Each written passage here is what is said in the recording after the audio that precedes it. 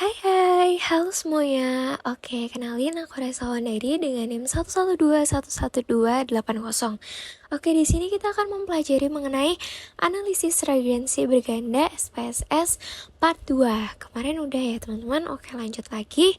Kita membahas yaitu ada soal A dan soal B. Lanjut ke soal A. Di sini untuk soalnya yaitu PT Maju Damai beberapa bulan ke depan akan gencar-gencarnya mengadakan promosi sebuah handphone di berbagai daerah dengan membuka stand di berbagai daerah berikut ini.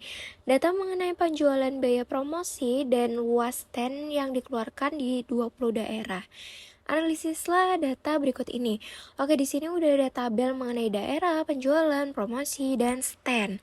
Oke, bisa kita lihat teman-teman. Oke, kita lanjut aja ke aplikasinya, yaitu SPSS. Untuk variabel view-nya itu sama ya teman-teman, seperti sebelumnya juga udah ada. Langsung ke data view-nya. Nah, data view ini kita copy paste dari tabel sebelumnya seperti biasa juga. Nah, di sini bisa kita lihat ya teman-teman. Di sini bisa kita klik analyze, lalu kita klik yang regresi, linear, dan kita lihat ini untuk defensifnya dan untuk bloknya bisa kita lihat teman-teman. Oke, langsung aja ke statistiknya. Nah, di sini untuk apa aja yang dicentang udah diketahui ya teman-teman, nggak ada yang dirubah lagi. Oke, langsung aja kita ke continue. Lalu kita cek di sini histogram. Nah, untuk optionnya, entry-nya yaitu 05 dan removal-nya 10. Oke, ini untuk include constant. Oke, kalau udah oke. Nah, di sini bisa kita lihat untuk hasilnya, yaitu ada beberapa tabel teman-teman. Di sini kita lihat ada tabel deskriptif dan sebagainya yang akan kita jabarkan setelah ini. Ini juga ada grafik histogramnya. Oke, lanjut teman-teman ke soalnya tadi. Kita scroll ke bawah untuk yang analisis per tabelnya, yaitu yang pertama ada deskriptif statistik teman-teman.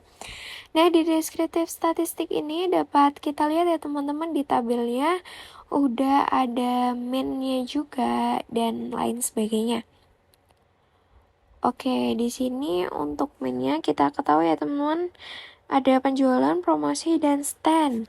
Oke, di sini bisa kita lihat dan angka-angka ini kita dapat dari tabel nih teman-teman.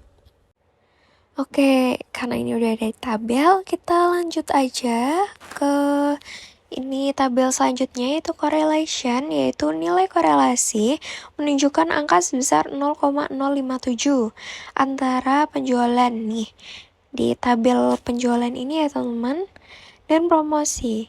Hal ini menunjukkan bahwa hubungan antara penjualan dan promosi adalah kuat. Nah, untuk nilai korelasi menunjukkan angka sebesar 0,071 dari tabel juga teman-teman, antara penjualan dan stand. Hal ini menunjukkan bahwa hubungan antara penjualan dan stand adalah kuat. Oke, teman-teman, lanjut ke tabel selanjutnya ya. Dan untuk tabel selanjutnya bisa kita lihat teman-teman, korelasi R. Di kolom R ini menunjukkan angka koefisien korelasi yaitu sebesar 0,067. Oke, di sini juga kolom R square 0,008.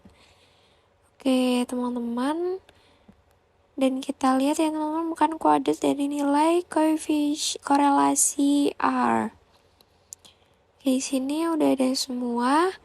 Hal ini berarti bahwa promosi dan stand dapat menunjukkan penjualan sebesar 0,8% dan 99,2% dipengaruhi oleh sebab-sebab lain. Jadi di sini seperti biasa kita kurangkan ya teman-teman.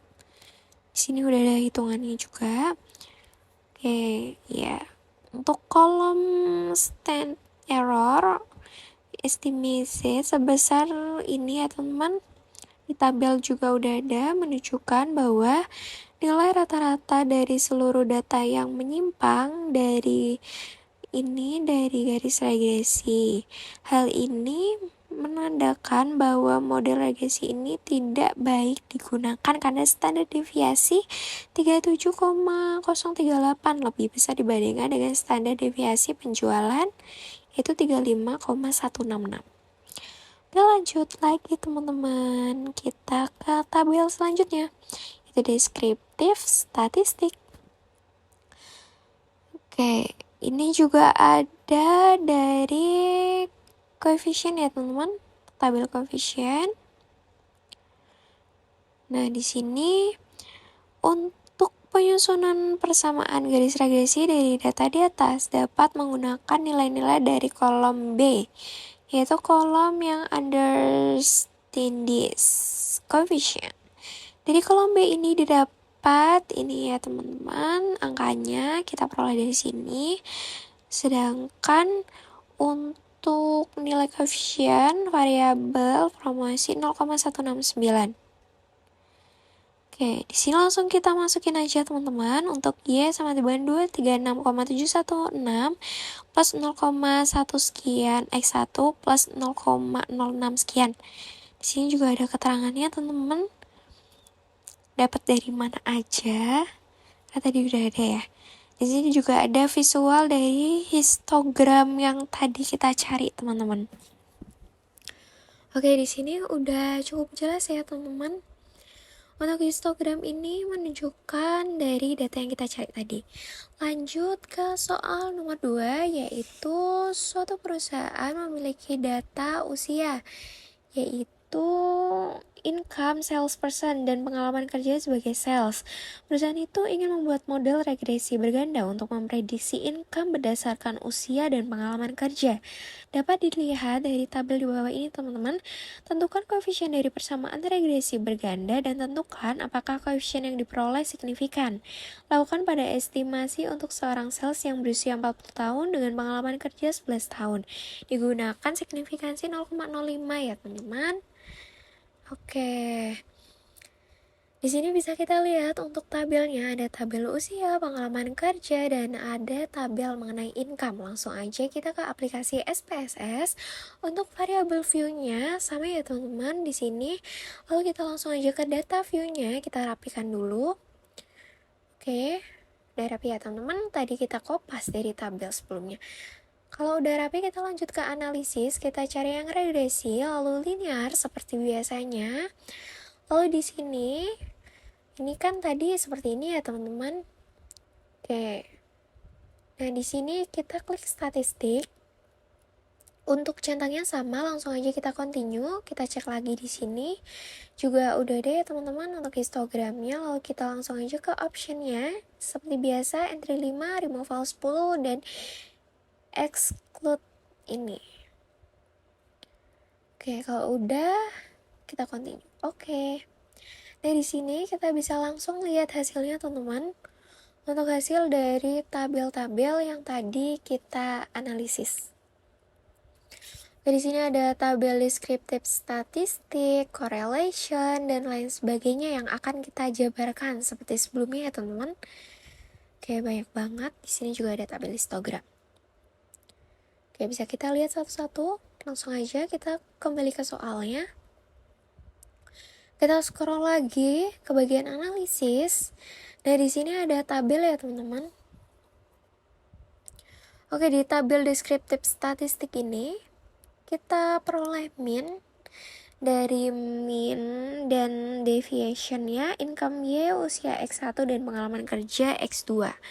Oke, di sini bisa kita lihat ya teman-teman, dari penjabaran yang ada seperti biasa lah kayak yang ada di tabel teman-teman. Oke, di sini mean dari income kita peroleh di sini juga. Oke, cukup jelas ya teman-teman. Oke, nggak usah perlu jelasin detail, soalnya kayak sebelumnya teman-teman, cuman beda angka aja. Oke, di sini juga angka dari min 0,369 antara income dan usia dapat dilihat dari tabel. Hal ini menunjukkan bahwa hubungan antara income dan usia adalah lemah.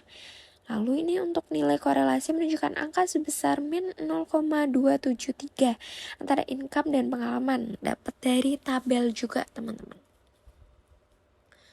Oke, di sini dapat terindikasi ya teman-teman bahwa hubungan antara income dan pengalaman kerja adalah lemah. Oke, lanjut lagi. Kita ke tabel selanjutnya, teman-teman. Oke. Kita kecilin dulu biar rapi.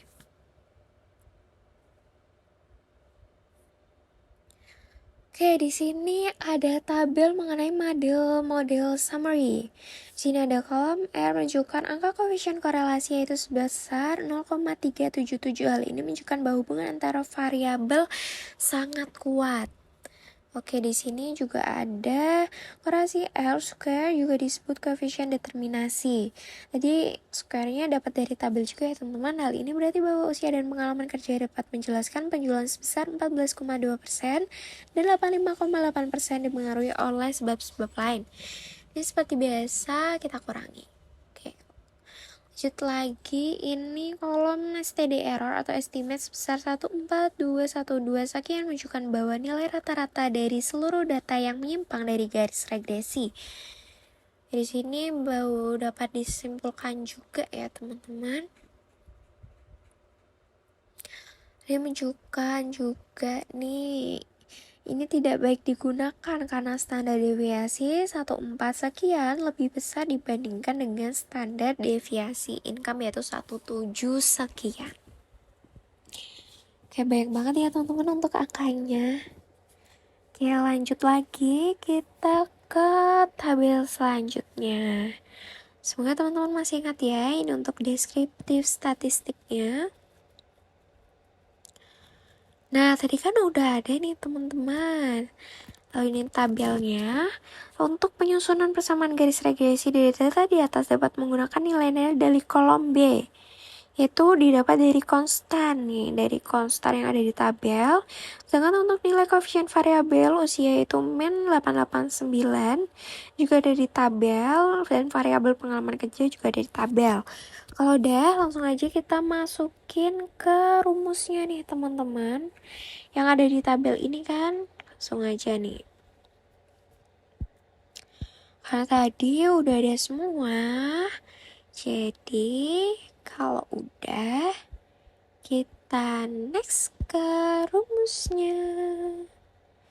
Di sini bisa kita lihat ya teman-teman, agak ke bawahin. Oke.